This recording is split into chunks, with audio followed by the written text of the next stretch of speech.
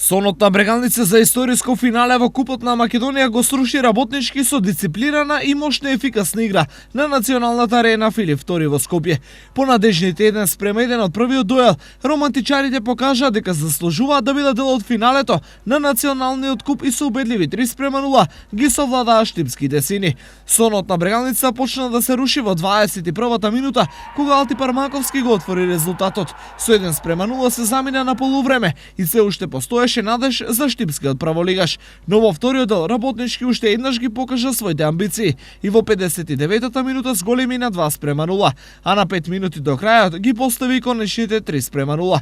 Пласма во финалето обезбеди Шкендија, која денес славеше против Турново со 2:1.